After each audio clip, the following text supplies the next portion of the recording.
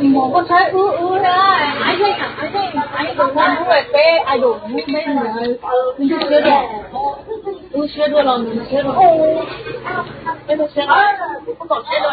chơi trai mà mình thôi anh đến nhà anh mình thôi nên sẽ ê con khoa nuôi còn đứa con nuôi thấy đứa con nuôi có đấy không ai được đâu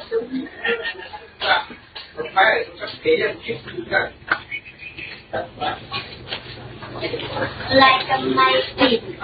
lại là chỉ mà câu là bên nó là câu ta là chỉ cần là câu là bên nó đi ta là chỉ cần là câu là lẹ thế định để con